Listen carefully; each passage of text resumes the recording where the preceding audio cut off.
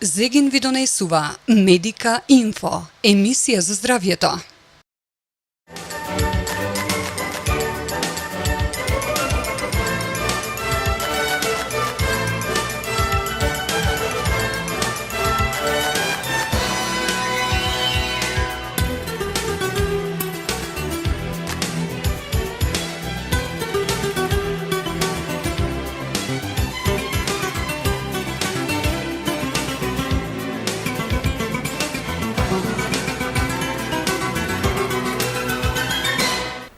Може би здравјето и не е се, но без здравјето за сите се ќе биде ништо. Ова е навистина одличен предуслов и предизвик пред се за да ве повикаме сите вам да останете покрај вашите телевизиски приемници во наредниот премиенски интервал, да ги посветиме минутите на здравје, кои што секој пат во новото издание на Медика Инфо нудат интересни содржини кои што се актуелни, се однесуваат на нашата здравствена состојба. Она што за денеска го одбравме како тема на разговор со нашите денешни гости во Медика Инфо е најголемиот можеби здравствен проблем кој што е представен во досегашната историја. Односно, веќе 26 години по ред се одбележува Светскиот ден за борбата против ХИВ и СИДА. Со таа цел, секоја година и во нашата земја, поточно во нашиот Охрид, многобројни организации се трудат да завземат активно учество во одбележувањето пред се на Светскиот ден за борба против ХИВ и СИДА, но најголем акцент и сето она што би сакала да го потенцираме во разговорот со моите денешни гости е она што континуирано се превзема како активноста се однесува на превенција и заштита на болести ХИВ и СИДА, односно активностите кои што траат во текот на целата календарска година, ќе кажеме преку моите денешни гости, значи во соработка со кои организации, со кои институции се спроведуваат на делови на терен. Со таа цел во моето студио магистер специјалист доктор Јованка Стурлакова, коровешовска специјалист епидемиолог, и Младен Божиновски, советувач и координатор на програмата за доверливо советување и тестирање на ХИВ. Добре ни дојдовте во Медика Инфо. Впрочем, и вашите титули и звања и оние активности кои што обврски би рекла во активностите кои што ги спроведувате, доволно зборуваат за сето она што ќе биде тема на разговор денеска, односно да ги сублимираме оние впечатоци од одбележувањето на Светскиот ден за борба против ХИВ и СИДА и да ставиме акцент точно на таа проблематика, дека всушност и представува најголем здравствен проблем на денешницата.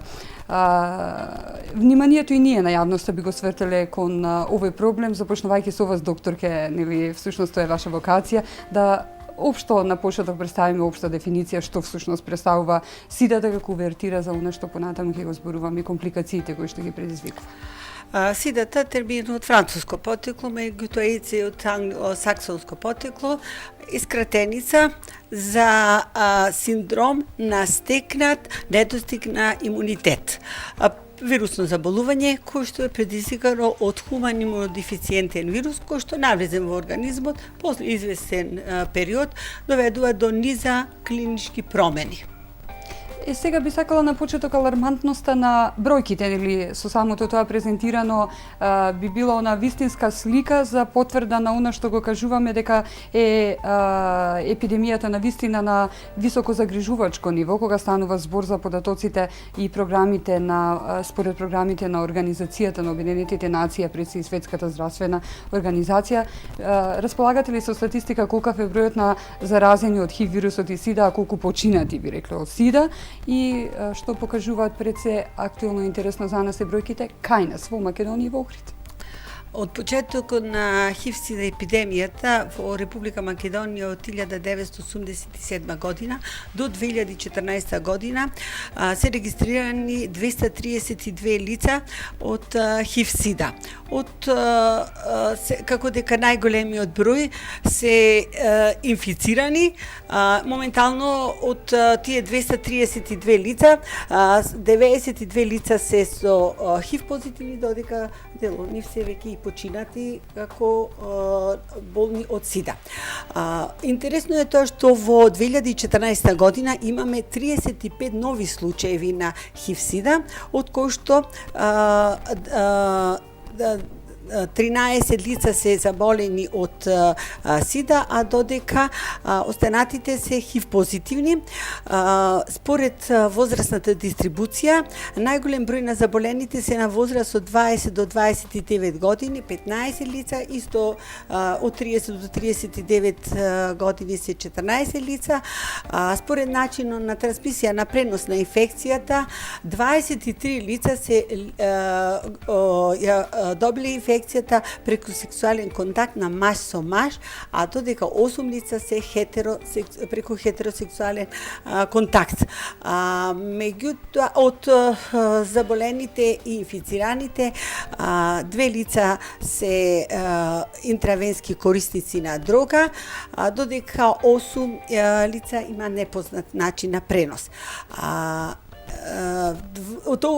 За разлика од претходните години, во 2014 година имаме зголемен број на инфицирани и заболени, затоа што можеби се подигна свеста кај населението, посебно кај лица кои што имаат ризично однесување, да доаѓаат во центрите, во советуалиштата, каде што може да извршат доброволно и доверливо тестирање и да го дознаат својот ХИВ статус, и на тој начин колку што побрзо го дознаат твојот ХИВ статус, толку е поголема можноста да се превенираат, односно со примањето на таа антиретровирусна терапија да продолжат со еден нормален живот. Тоа ќе го потенцираме во понатамошниот разговор. Убаво кажавте дека зголемениот број алармира на самата широка свест на јавноста која што ја подигнувате преку сите овие програми кои што на терен ги практикувате. Со самото тоа, нели, со зголемениот број направени тестови и за жал позитивно откриените заболени лица се зголемува. Меѓутоа, статистички чинам дека добив информација новиве дека во Охрид немаме во 2014 ни едно заболено лице. Последниот ХИВ позитивен е во 2013 година, 2014 немаме ни едно заболено лице, нити инфицирано. До сега од 1987 година до 2014 се имаме 9 случаеви на ХИВ-СИДА, од кои што 8 се машки и едно е женско. Сите се на возраст од 20 до 39 годишна возраст, со исклучок на едно лице кој е над 50 годишна возраст, и за сите е добиен податок дека инфекцијата ја добиле преку хетеросексуален контакт. И сега, доколку статистиката покажува зголемување на бројот на заболени на ниво на Република, во 2014 година тоа се темели, како што добивме заклучок, на самата свеза тестирање на лицата. Во Охрид, бидејќи имаме бројка од 0 заболени во 2014 за среќа, можеби тоа е, би рекле, бенефит на успешноста на програмите за советување. Тука веќе, Младен, би сакала да позборуваме со тебе она што е ваш фах на делување. Ќе кажем и на кој начин ги спроведувате тие програми, меѓутоа на кој начин најчесто се пренесува вирусот? Тоа е она што всушност ги советувате и што доведува можеби само свеста на внимателност при сексуалните односи или интравенското користење на дрога, како еден од начините на пренос, ке кажеш ти, стручен аспект, подобрување на ситуацијата на заболени. Така, вирусот ХИВ, хуман имунодефициентен вирус, најчесто се пренесува или основен начин на пренос е сексуалниот контакт, односно небезбедниот сексуален чин. Кога партнерите не користат заштита, односно кондом, машкиот кондом, кој е достапен на пазарот и представува единствено медицинско превентивно средство против сексуално преносливи инфекции. Сите оние другите останати штитат само од несакана бременост, оние другите контрацептивни средства. Затоа викаме се пренесува најчесто преку незаштитен сексуален однос. И кондомот не е 90% заштита, но сепак нуди заштита во голем процент. Затоа би требало сите кои се сексуално активни да го практикуваат. Освен на овој начин, кој е основен, се пренесува и по вертикален пат од мајката на плодот за време на бременоста, при пораѓајот преку крвта или преку доењето, бидејќи вирусот кој ќе влезе во организмот се содржи во секоја телесна течност, и затоа ако се случи и се случува да ХИВ позитивна мајка роди здраво дете, да не практикува да го дои понатаму, затоа што може на тој начин да го инфицира. Крвниот пат исто така е еден од начините на пренос на самиот вирус, како кај луѓето кои уживаат дрогата интравенски и практикуваат размена на нестерилна опрема која веќе е контаминирана, игла, шприц, кукер и слично. Секој треба да користи стерилна опрема, односно опрема само за себе, за инjектирање на дрогата. Исто така преку крвен пат може да се пренесе преку нестерилни игли, инструменти, при тетовирање, нестручна акупунктура, пирсинг, затоа мора овие инструменти секогаш да бидат стерилизирани, некои од нив за еднократна употреба и така натаму и така натаму. Ова се трите основни начини на пренос, да. А инаку, бидејќи спомнав дека кога ќе влезе еднаш во организмот се содржи буквално во секоја телесна течност, добро е тука да спомнеме дека нема опасност од пренос преку плунка. Ова не е аерокапкова инфекција или аеробна инфекција. Се пренесува само преку 3 телесни течности кои, велиме, се високо ризични телесни течности во однос на ваквите трансмисивни заболувања како што е ХИВ или инфекцијата со него. Тоа се крвта, вагиналниот секрет, спермалниот секрет. Значи спермалната плазма, преакуларниот секрет, спермата, вагиналниот секрет и крвта се оние три кои го содржат во доволна концентрација за да дојде до инфекција.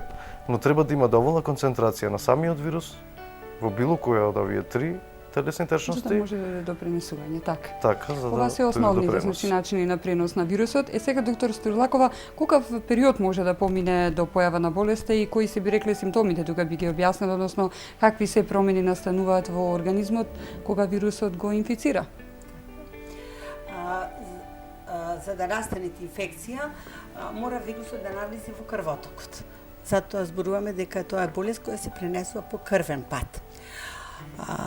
Пред да се појават првите симптоми на болест, се јавува таа акутна фаза или се нарекуваат уште период пред сероконверзија или нем период кога имаме многу мал титар на антитела кои што би може да ги детектираме со стандардните тестови за детекција да докажеме дека лицето е инфицирано.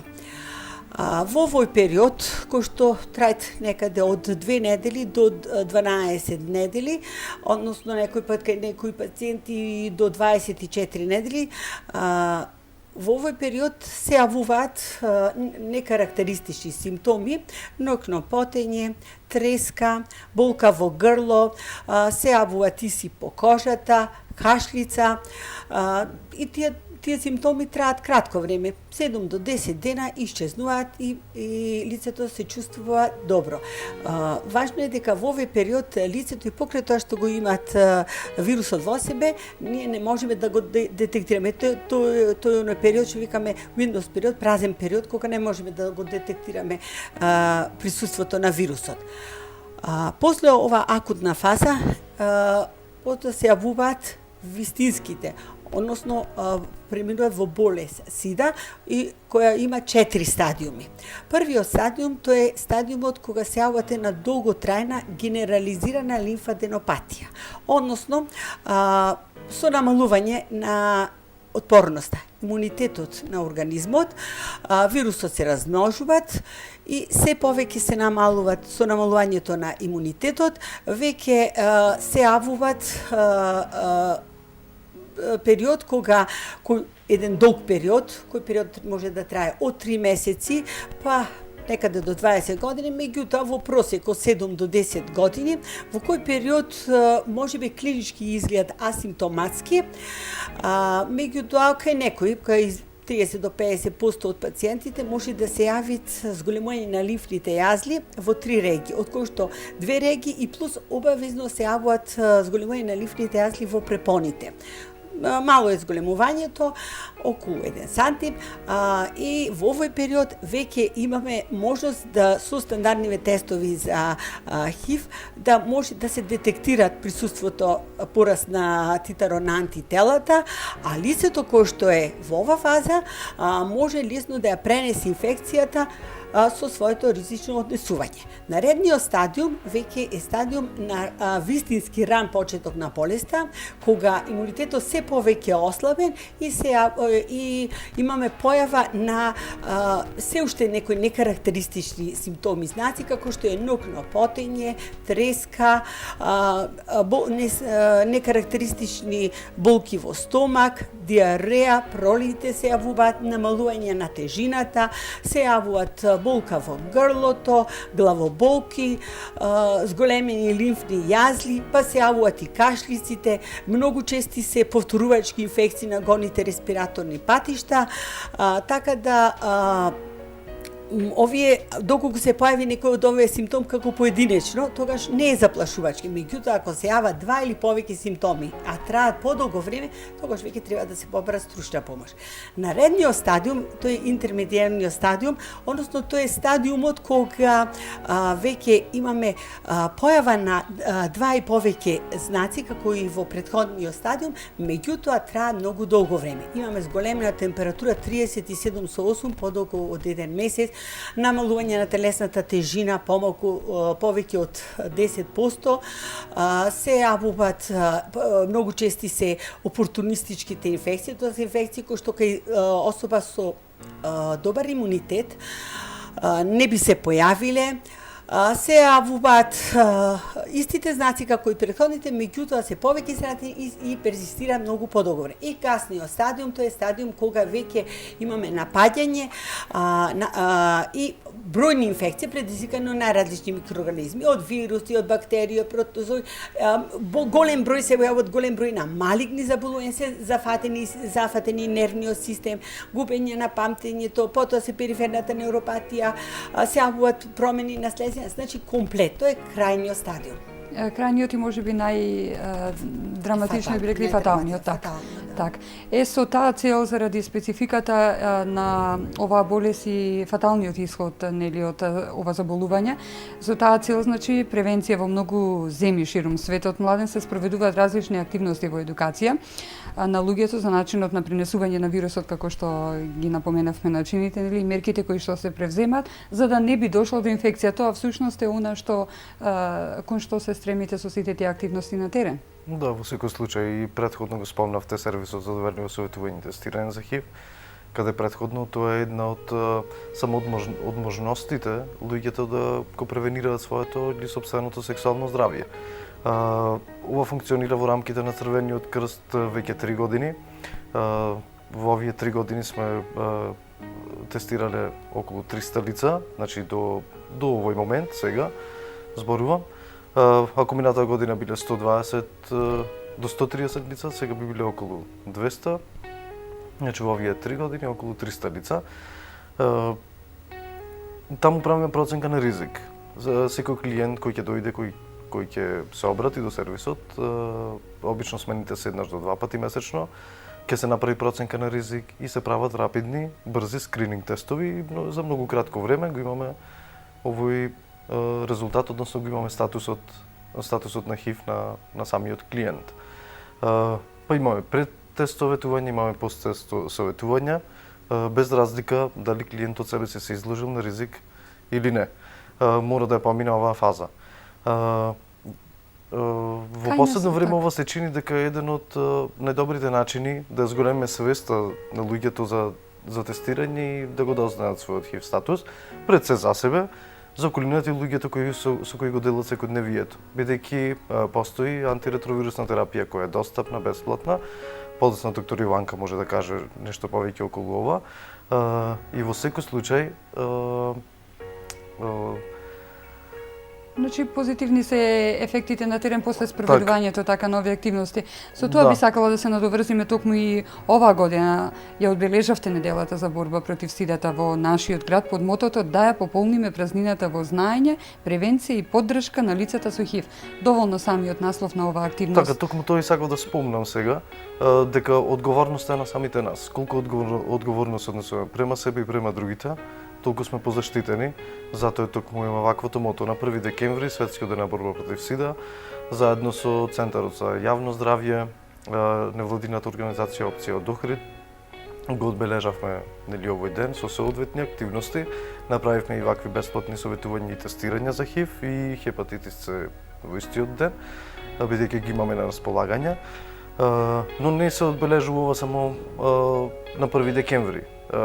Не работиме само тогаш на развивање тоа го правиме, значи, на јавната свест и на так. креање се. Тоа се работи во континуитет, посебно со одредени целни групи, како што се младите, или викаме ги опфаќаме младите на возраст помеѓу 15 и 35 години, цела општа популација, лицата кои имаат работа со висок ризик, МСМ популацијата, односно мажи кои имаат секс со мажи, сексуалните работници, затвореници и така натаму. Односно работиме со секаков карактер на индивидуи или групи на луѓе. И пак ќе речам, нема лица кои се ризични за околината, туку има лица или групи на луѓе кои себе си се изложуваат на ризик. Сето тоа, значи, доколку не се адекватно информирани, не се обратиле за помош до надлежна стручна служба, не ги следеле, значи, програмите за превенција и не се обратиле до некои од институциите кои што даваат директни упатства, прават воедно и тестирања за потврдување или отфрлање на веројатноста за заболување. Така, за неинформираноста да не биде тоа е главниот причина проблем, генерален проблем. Да не биде причина неинформираност, како би дошло во еден одреден момент од животот до инфекција со ваквиот вирус. Се работи на конкретни програми, значи подготовка, планирање, реализација и нивна имплементација на терен. Спомнав дека работиме со млади луѓе, ги опфаќаме сите основни и средни училишта. Најчесто работиме со млади кои се на возраст помеѓу 13, 14 и 15 година, почнувајќи од тогаш, па натам. Ги опфаќаме делот на контрацепција, сите сексуално преносиви инфекции, секоја одделно, обрнуваме внимание токму на овој проблем конкретно на ХИВ, СИДА и така натаму и така натаму. И работиме на едукација со сите лица кои себе си или имаат ризик да се стекнат со ваква инфекција, и останате целни групи, како ги спомнав, на нивна едукација и свесноста колку е битно ние самите да се заштитиме. Так. Понатака за начините на тестирање, каде се може да се обратат сите оние кои што без разлика дали имаат сомневање или на некој начин сакаат да се заштитат, дали мисловно или заради одредена директна причина, ќе кажеме и каде може да се упатат. Би направиле тука кратка пауза. Мои денешни гости во Медика Инфо, магистар специјалист доктор Јованка Стурлакова Коровешовска, специјалист епидемиолог, и Младен Божиновски, советувач и активист на Црвениот крст од Охрид. Зборуваме за сите активности кои што се со цел за превенција и борба, а се однесуваат на одбележување на Светскиот ден за борба против ХИВ и СИДА. Останете во продолжение со нашата програма.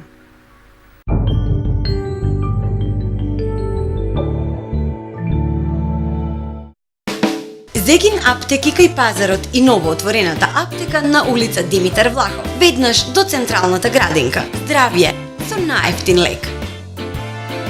Природни препарати на Форте Витал, кои ќе ви помогнат во борба против стресот, стрес менеджмент и енерджи. Препарати за спортисти, млади и деловни луѓе. Помогнете му на вашето здравје. Ангел, чувар на секоја фамилија. Зегин, ваша семејна аптека.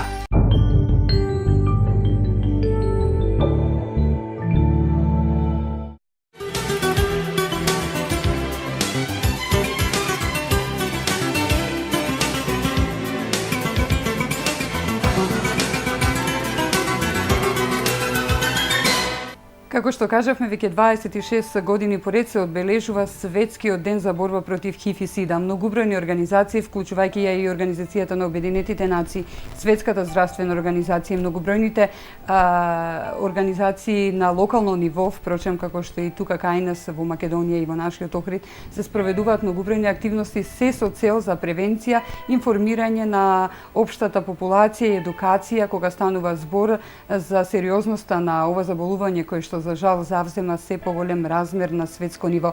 Со таа цел, како дел од активноста за превенција и советување, би рекла информирање на јавноста, се вклучуваме и ние со нашата Медика Инфо преку нашите денешни гости, магистар специјалист доктор Јованка Стурлакова Коровешовска, специјалист епидемиолог, и Младен Божиновски, советувач и координатор на програмата за доверливо советување и тестирање за ХИВ, да дадеме особен атрибут и впечаток на сето на што сте го работеле ве како проектна активност на терен.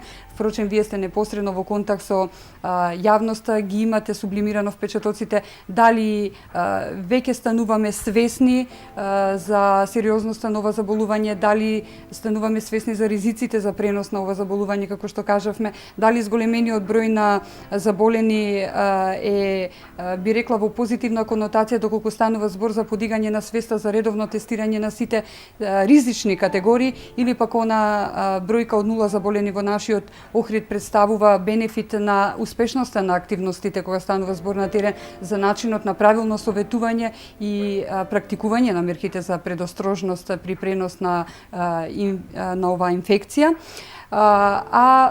Потврдување или негирање на самата ситуација представува нели и ХИВ тестот, кој што како и активност го правевте на одбележувањето на Светскиот ден за борба против ХИВ и СИДА. Имавте значи бесплатни тестирања. Што е ХИВ тест? Пред се би сакала да објасниме на почеток, каде може да се изврши сега во моментов после завршување на активноста, затоа што чинам дека имавте активност на градскиот плоштад каде што правевте бесплатно тестирање сега. ХИВ тестот е диагностичка метода со која секое лице може да го утврди каков е неговиот ХИВ статус. Тестирањето е бесплатно, доверливо, доброволно тестирање и може да се оствари ова тестирање во теренското возило, како и во Центарот за јавно здравје. Секој оној кој што сака да го дознае својот ХИВ статус може да биде тестиран. Брз тест е. Диагностичката да е многу брза, во рок од 5 минути веќе ќе го знае својот ХИВ статус. Доволно е само капка крв, односно капиларна крв, по добивањето на резултатот. Доколку тестот е позитивен, треба да биде потврден со пософистицирана метода ЕЛИСА. Доколку и после ЕЛИСАта, значи тој е друг тест, доколку и со ЕЛИСАта биде потврден тестот дека е позитивен, тогаш се оди во поконфирмирани лаборатории, односно се работи со пософистицирани методи, кои тогаш тестирањето се врши во инфективната клиника, Универзитетската инфективна клиника во Скопје и Институтот за јавно здравје заради потврдување на резултатот. Само тогаш може да се каже дека лицето е ХИВ позитивно. Брзиот тест ориентационо, не може врз основа на брзиот тест, па дури ни само врз основа на ЕЛИСАта да се донесе заклучок дека особата е ХИВ позитивна. Колкава е сигурноста на овие тестирања, доколку покажува позитив или негатив на ХИВ? Тестовите се со висок 99% се сензитивност и специфичност, значи доста точни тестови. И најдобро е овие тестови да се направат во првите 3 месеци, значи доколку се добие негативен тест, а имал ризично однесување, треба да се повтори тестот после наредните 3. Значи во рок од 6 месеци 2 пати треба да се направи тестирањето.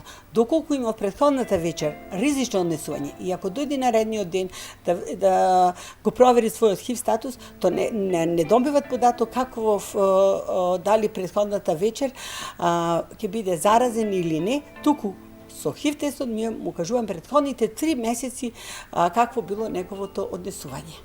Односно каков е неговиот статус. Заради тоа бараме наредните 3 месеци да дојде повторно да го изврши тестирањето. Токму заради периодот на инкубација или на самиот вирус, како што и кажав. Тој период и би укажале на тоа кој се влегува, докторке, во таа категорија, кој се треба да се тестира, кој се влегува во категорија на ризично однесување? Ризично однесување, тоа се интравенските корисници на дрога. Лицата кои што имаат секс маж со маж, сексуалните работнички, младите особи, сите оние и сите лица кои што има незаштитен секс со непознати, со поголем број на лица кои што се изложени, професионално се изложени на контакт со крв, значи ти здравствените работници тука би ги бројала, секој оној кој што има своја ризик. Има сомневање. Сомневање. Така. Да. Младен доктор Сторлакова, напоменувајќи за ХИВ тестот, цело време значи алудира на брзо добивање на информации, значи ефикасност на самото тестирање и доверливост при процедурата. Колку навистина се доверливи овие тестирања? Навистина се доверливи. Дали оваа процедура е доверлива? Така, цела процедура е доверлива. Дали ќе го направат тестирањето во теренското возило или ќе го направат во советувалиштето, се едно, советувачот не сме да извади или пласира пирекол информација или разговор или дел од разговорот со самиот клиент во јавност понатаму. Доколку клиентот самиот не каже дека бил на тестирање, што таму правил, како разговарал, со кого разговарал, информацијата останува тука во тимот. Ако е теренското возило, значи го имаме возачот, го имаме лаборантот и го имаме советувачот. Клиентите, најголемиот дел од времето таму го поминуваат со советувачот. Фазата на предтест советување, фазата на посттест советување, како што реков, без разлика каков ќе биде резултатот на самиот тест, лаборантот додека ги боцка, но советувачот ја презема најголемата одговорност во овој дел или во однос на дискрецијата. Значи секоја информација останува тука. И кадрите кои работат со клиентите, целиот овој тим, посебно советувачите, се навистина добро обучени како да го прават тоа и обрнуваат токму внимание на ова, на дискрецијата, на задржување на податоците само за себе. Доктор Сторлакова, дали може би стравот да се биде изолиран, бидејќи вие сте во непосреден контакт со оние кои што сакаат да се имаат желба да се тестираат и да ја задоволат својата љубопитност, дали се позитивни или негативни, дали може би стравот токму да се биде изолиран на еден начин, затоа што сепак скепсата на самото општество е онаква каква што ја знаеме и околината и окружувањето. Може би токму стравот од тестирање ги потикнува да не доаѓаат. Точно. Многу од нив избегнуваат да ги извршат тестирањето, токму заради тоа не идеат да се тестираат, токму заради стравот, дали ќе биде позитивен. Меѓутоа сосема погрешно. Подобро да се знае каков е, па нека биде тоа и позитивен да е тестот, затоа што спомнав и претходно дека многу подобро е со време да се и позитивен ако е ХИВ позитивна особата, да се почне колку што е можно порано со лекување. Дали постои, Младен, некоја полова, би рекле, возрастна поделба, било каква, за тоа кој се може да биде како ризична категорија за да биде изложен на поголем ризик за заболување, за инфицирање?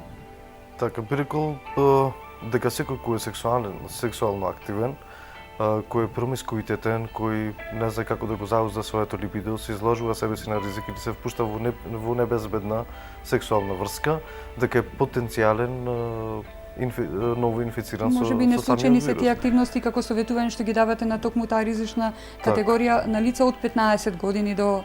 Така, токму така. Викаме сексуалноста интегрален дел на личноста во текот на животниот циклус, но свесни сме дека не се случува во раните години, се случува веќе после, еве да не речам, според најновите истражувања статистики, просекот е некаде после 16-тата година. Значи работиме ние секогаш со полнолетни лица, лица кои имаат наполнато 18 години па натаму. Со малолетни лица не работиме на терен. Но заради индиректниот начин на пренос, она што го напоменавте во првиот блок на разговорот, доктор Сторлакова го кажа како статистичка бројка колку и деца се инфицирани од болеста, значи од вирусот на ХИВ, не е имуна ниту една возрастна, би рекле, популација, ниту па така, да. полова. Како што кажавме, така. Која е целта, доктор Сторлакова, на раното откривање на ХИВ инфекцијата? Дали тоа е она што постојано го потенцирате да се даде во раната фаза терапија, или пак може би социјалниот момент, на кој начин да се зачува и квалитетот на живот за понатаму нели животот да може непречено да се одвива. Благодарение на постоењето на антиретровирусната терапија, бидејќи како што знаеме нема нити вакцина, нити специфична каузална терапија за самото заболување, затоа и се дава таа антиретровирусна терапија, се добива 2 или 3 лека. Лекувањето е на инфективната клиника, значи оние кои што се ХИВ позитивните, како и заболените се лекува на инфективна клиника во Скопје со самото добивање на антиретровирусна терапија. Прво се спречуваат размножувањето на вирусот, што секако резултира со зголемување на отпорноста на организмот, поради што и се јавуваат бројните инфекции и малигните заболувања. Самата антиретровирусна терапија и ги инхибира причинителите на опортунистичките инфекции. Така да антиретровирусата е достапна, бесплатна е и се спроведува од страна на стручни лица, строго е контролирано земањето на ова антиретровирусна терапија. Ова е терапија за лица кои што се веќе детектирани, кои што одат на фаза на кои се ХИВ позитивни и оние кои што се заболени. Оние кои што се ХИВ позитивни со земењето на антиретровирусната терапија имаат сосема нормален живот, кој живот не се разликува многу од животот на останатите. Со тоа што секако дека треба да внимават на хигиенско-диететскиот режим на живот, значи исхраната, спортување, што е дополнителен дел на самата терапија. Така. За сега не постои лек или вакцина, докторке, кои што можат да го излечат вирусот, тоа е општо познато. Како што ги напоменавте, антиретровиралните лекови можат да го продолжат периодот на траење на инфекцијата пред нејзино мутирање во фаза на веќе заболување СИДА. Тоа е она што всушност значи како квалитетна терапија се дава до веќе заболените, така? Так. Младен, дали со добивање на вистинската терапија ХИВ позитивните можат на вистина во голем број на случаи да водат малтене нормален живот? Така, токму така.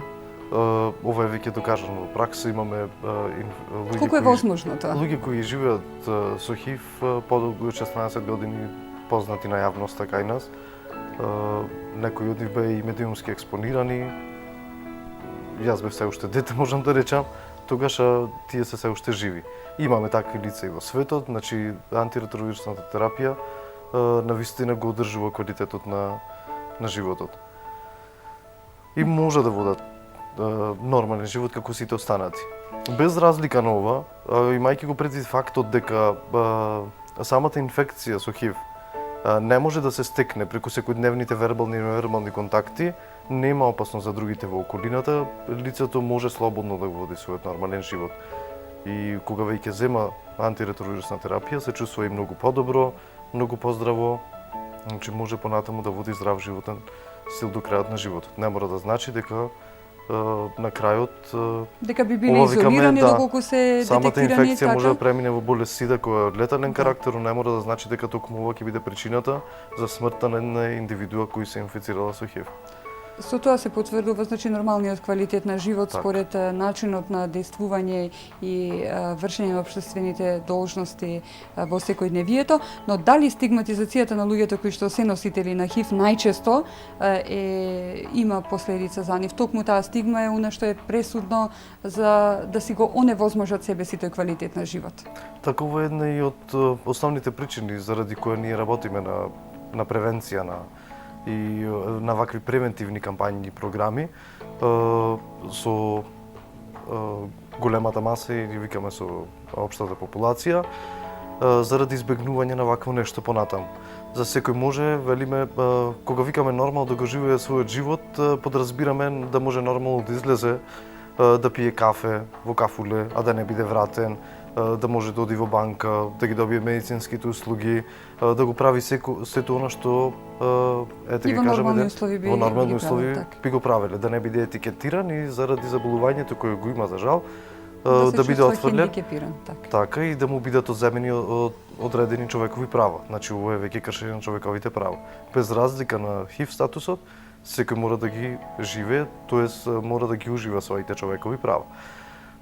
За таа цел во делот на здравствено превентивна дејност Кај нас младите се обучуваат доста долго во континуитет, имаат квалитетни тренинзи во оваа област и добиваат, се стекнуваат со информации кои понатаму ќе ги пренесат на своите врсници, како тие би знаеле како понатаму да се однесуваат некако пред се за себе, а и потоа со луѓето со кои да го делат секојдневието.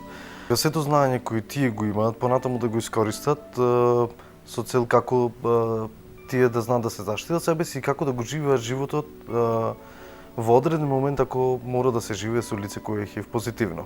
Секако викаме целта на самата програма на здравствено превентивната дејност да ги облажиме страдањата на луѓето пред се и да го подобриме квалитетот на животот на секоја единка во заедницата. И доктор Сужлакова, но и покрај зголемените напори за секакви третмани на болеста што ги напоменавте, во многу региони во светот епидемијата на СИДА завзема околу 2 милиони животи годишно замав, од кои што 270.000 за жал се само деца. И оваа статистика покажува на сериозноста на ова заболување. Што понатака? И покрај сите заложби, напори, бројките некако како да ни потврлаат на терен. Точно. Колку многу напори се направија епидемијата на ХИВ да не стивнуваат. Особено во афричките земји, каде што и најголем е број на заболените деца со пренос од мајка на дете.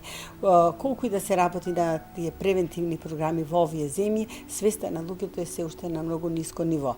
Меѓутоа, за разлика од ниво европскиве земји, намалена е бројката на заболените токму поради се поголемата активност на превентивните програми. Но, младен, благодарение на програмите за превенција, третмани и грижа и поддршка имаме ниска ХИВ преваленца во регионот и во светот, ние како Република Македонија, а посебно како на локално ниво тука како општина Охрид. Тоа мораме да го потенцираме.